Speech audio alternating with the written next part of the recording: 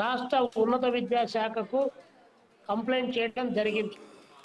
ఇది ఆ కళాశాలలో యూనివర్సిటీలో చదువుతున్నటువంటి విద్యార్థుల తల్లిదండ్రుల యొక్క విజ్ఞప్తి మేరకు అక్కడ జరుగుతున్నటువంటి అంశాలపైన వారు కంప్లైంట్ చేయడంతో ఈ సంఘం తరపు నుంచి కంప్లైంట్ చేయడం జరిగింది. ప్రధానంగా ఫీజులు ఏఐసిటి నిబంధనలకు లోబడి వసూలు చేయాల్సి వస్తే వాటికంటే పెద్ద ఎత్తున బిల్డింగ్ ఫీజులని, ట్యూషన్ ఫీజులని విపరీతంగా డబ్బులు వసూలు చేస్తూ ఉన్నారు.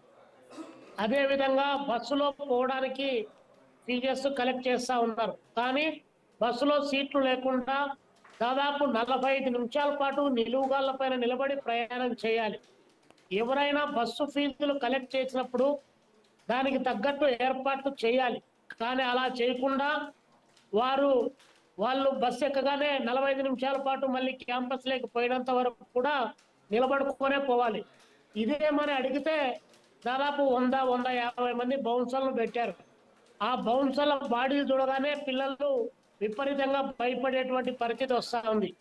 1-2 సందర్భాల్లో బౌన్సర్లు తల్లిదండ్రుల పట్ల, స్టూడెంట్స్ పట్ల కూడా అమర్యాదకరంగా ప్రవర్తన చేశారనేటువంటి అంశాన్ని కూడా గతంలో కూడా తీసుకొని వెళ్ళారు పేరెంట్స్.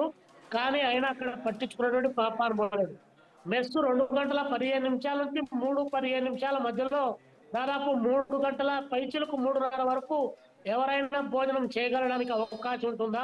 కానీ ఈ పద్ధతిలో ఒక టైం బౌండ్ అనేటువంటిది లేకుండా, సరైనటువంటి పద్ధతిలో లేకుండా, ఇష్టారాజ్యంగా అడగడానికి అవకాశం లేకుండా చేస్తా ఉన్నారు. ఇవన్నీ ఒక మీద అయితే క్యాంపస్ లో ఇంకా 2 నెలలు కూడా పూర్తి కాలే అకాడమిక్ ఇయర్ ప్రారంభమై అక్కడ క్యాంపస్ లో పనిచేస్తున్నటువంటి లెక్చరర్లు వారి నైపుణ్యతను పరిగణలోకి తీసుకోలేదు.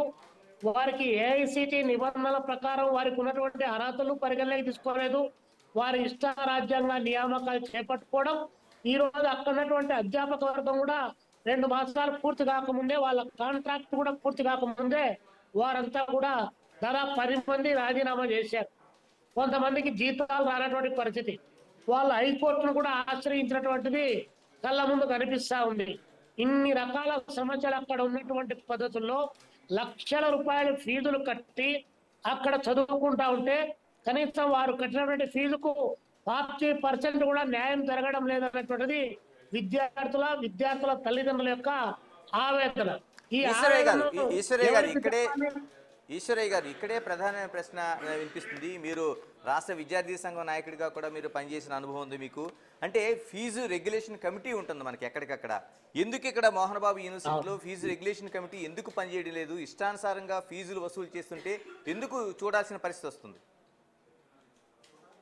ఫీజు రెగ్యులేషన్ కమిటీ అనేటువంటిది ఒకటి కమిటీ ఫార్మేట్ చేశారు సార్ రాష్ట్ర వ్యాప్తంగా. ఒక్కొక్క ఇంజనీరింగ్ కాలేజీకు అక్కడ ఇచ్చేటువంటి సౌకర్యాలను బట్టి వాళ్ళు ఇంత డబ్బులు వసూలు చేయొచ్చని చెప్పారు. కానీ ఇక్కడ వెరీ పర్టికులర్ ఈ యూనివర్సిటీలో, మోహన్ బాబు గారి యూనివర్సిటీలో వారు ఆడిందే ఆట పాడిందే పాట తప్ప అక్కడ స్టేట్ రెగ్యులేషన్ కమిటీ మరొకటి ఏ ఒక్కటి పనిచేయదు. ఇప్పుడే కాదు, ఈ సందర్భమే కాదు, వెరీ స్టార్టింగ్ శ్రీ విద్యానికేతన్ పెట్టినప్పటి నుంచి కూడా వారు లక్షల రూపాయల ఫీజులు వసూలు చేసేటువంటి పరిస్థితి. ఆ కాలేజీలో సీటు కావాలంటే క్యాంపస్ పేరు చాలా పెద్దగా ఉంది కాబట్టి అక్కడ సీటు కావాలంటే లక్షల డబ్బులు కట్టాల్సిందే. అక్కడ ఏఐసిటి నిబంధనలు, లేకపోతే 25% మేనేజ్మెంట్ కోటా, కన్వీనర్ కోటా, ఇవన్నీ కూడా ఒక దశలో అవి కూడా పనిచేయనటువంటి పరిస్థితి. కాబట్టి ఇక్కడ మోహన్ బాబు గారి కాలేజ్ అంటే ఆయన ఏం చేసినా కూడా చెల్లుబాటు అవుతుంది, ఆయన అడిగేటట్టు వాడే లేడనేటువంటి పద్ధతిలో వ్యవహారం